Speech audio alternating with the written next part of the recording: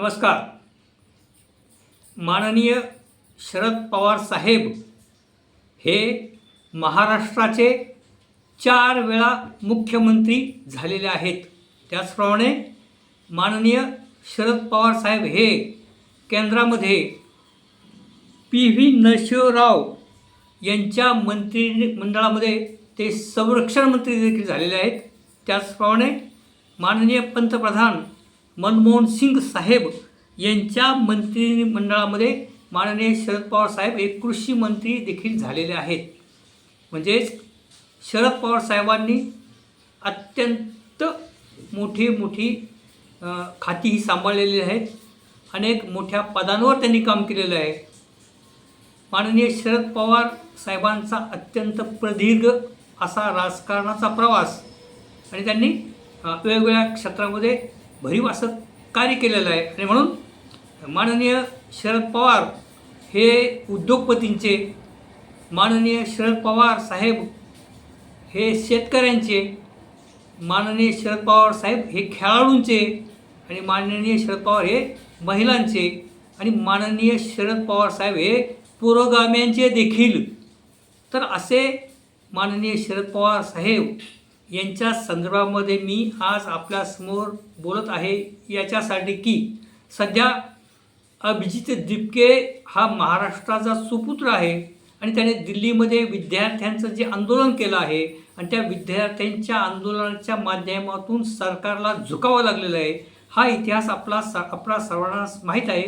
परंतु मी शरद पवार साहेबांच्या संदर्भामध्ये आता का बोलत आहे, तर माननीय शरद पवार साहेब हे दिल्लीमध्ये ज्यावेळेला आंदोलन चाललं होतं विद्यार्थ्यांचं, त्यावेळेला माननीय शरद पवार व त्यांची मुलगी सुप्रिया सुळे हे अभिजित दिपके यांना भेटण्यासाठी गेले होते. आणि अभिजित दिपके यांची भेट गेल्याच्यानंतर माननीय शरद पवार साहेब हे लगेचच नरेंद्र मोदी साहेबांची भेट घेण्यासाठी गेले. नरेंद्र मोदी साहेबांनी त्यांचा हात धरून त्यांच्या कार्यालयामध्ये त्यांचं स्वागत केलं आणि त्या ठिकाणी नरेंद्र मोदी साहेबांच्या बरोबर शरद पवार साहेबांची चर्चा झाली. आणि मग पुढे त्या दुसऱ्या दिवशी विद्यार्थ्यांवर अमानुषपणे दिल्लीच्या पोलिसांनी लाठीचार्ज केला, विद्यार्थ्यांना जखमी केलं आणि त्याच्यानंतर बाकी हे आंदोलन समाप्त झालं.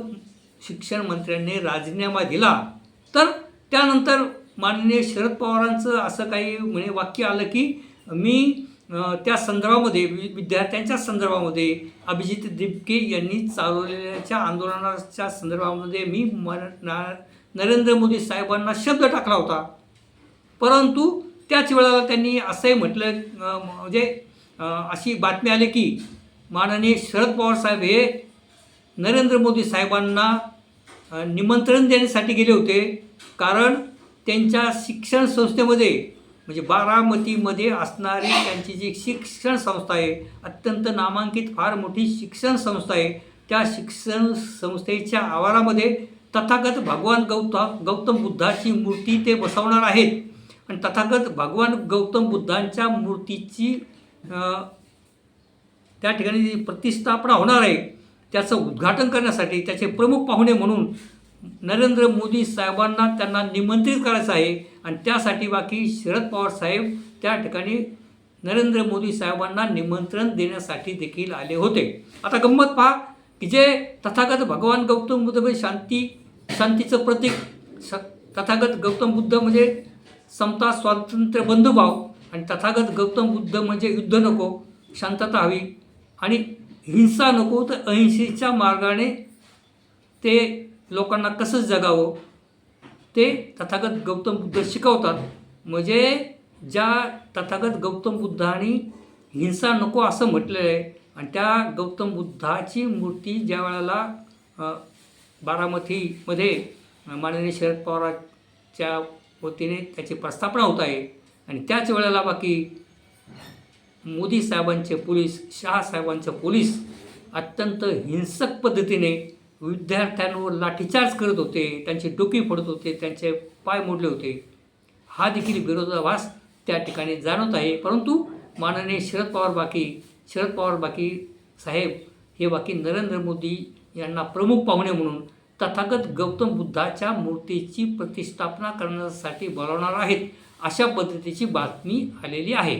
आणि म्हणून लवकरच बारामतीमध्ये त्यांच्या जी शिक्षण संस्था आहे, त्यांच्या कुटुंबियाची शिक्षण संस्था आहे, सर्वच पवार कुटुंबीय आणि इतर त्यांचे जे हितचिंतक आहेत, त्यांचा जो ट्रस्ट आहे, त्या संस्थेच्या आवारामध्ये तथागत भगवान गौतम बुद्धाची मूर्ती ते बसवणार आहेत आणि नरेंद्र मोदींच्या हस्ते त्याचं उद्घाटन होणार आहे.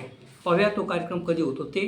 तर आपल्याला या ठिकाणी असं म्हणायचं वाटतं की माननीय शरद पवार हे जसे पुरोगाम्यांचे नेते म्हटलं जातं, माननीय शरद पवार हे उद्योगपतींचे नेते म्हटलं जातं. कारण उद्योगपती म्हटलं की माननीय अदानी साहेब यांचे 30 वर्षापासून त्यांचे अत्यंत घनिष्ठ संबंध आहे आणि सुप्रिया सुळे म्हणतात की हे मोदी जे आहेत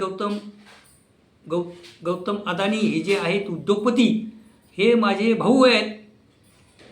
म्हणजे माननीय शरद पवार आणि गौतम अदानी यांचं नातं काय झालं तुम्ही विचार करा. आणि म्हणजेच माननीय शरद पवार हे उद्योगपतींचे, माननीय शरद पवारांना जाणता राजा म्हणतात. जाणता राजा म्हणजे शेतकऱ्यांचे प्रश्न जाणणारा राजा, किंवा अशा अनेक पदव्या माननीय शरद पवारांना लावल्या जातात. हा इतिहास आहे. आणि एवढं वय झालेलं आहे, परत एक मोठा आजार असताना देखील माननीय शरद पवार बाकी रात्रंदिवस हे काम करत असतात. हे देखील त्यांच्याकडून फार मोठं शिकण्याजोगं आहे. आणि माननीय शरद पवारांचा जो संसदीय कारभार असेल किंवा त्यांचं जे राजकीय वाटचाल असेल ती अत्यंत प्रदीर्घ आहे. आणि त्यांच्या कालखंडामध्ये अधिक चांगली कामं देखील झालेली आहेत. म्हणजे महिलांचं आरक्षणाचा संदर्भ असेल, मराठवाडा विद्यापीठ नामांतर असेल, मंडल आयोग असेल, अशी अनेक कामं आणि त्यांनी केलेला विकास, विशेषतः पश्चिम महाराष्ट्रामध्ये त्यांनी केलेला विकास असेल, सहकार क्षेत्र असेल, किंवा विशेषतः पुणे जिल्ह्यामध्ये त्यांनी केलेला विकास असेल, आणि त्याहीपेक्षा पलीकडे म्हणजे बारामतीमध्ये त्यांनी केलेला विकास हा जग जाहीर आहे. आणि म्हणून शरद पवार बाकी एक राष्ट्रीय नेते म्हणून त्यांच्याकडे पाहिलं जातं. परंतु या जंतर-मंतरमधील आंदोलनामध्ये नवीन उदयास आलेला अभिजित दिपके, या अभिजित दिपकेला देखील त्यांनी मदत केलेली आहे. हे देखील आपल्याला नाकारता येणार नाही. कारण की अभिजित दिपके ज्या घरामध्ये दरदिवस त्या ठिकाणी विश्रांतीसाठी जात होते, किंवा नाश्ता पाणी किंवा असेल किंवा आंघोळ करण्यासाठी जे अभिजित दिपके ज्यांच्या घरामध्ये जात असत, ते माननीय शरद पवार साहेबांचा एक तरुण कार्यकर्ता आहे, जो राष्ट्रवादी काँग्रेस पक्षाचं काम पाहतो दिल्लीमध्ये. त्या मुलाच्या घरी अभिजित दिपके हे सातत्याने त्याच्या घरामध्ये जात होते विश्रांती करण्यासाठी किंवा वेगवेगळ्या गोष्टीसाठी. तेव्हा त्या दृष्टीने देखील अभिजित दिपके यांना माननीय शरद पवारच्याच एका कार्यकर्त्यांनी मदत देखील केलेली आहे.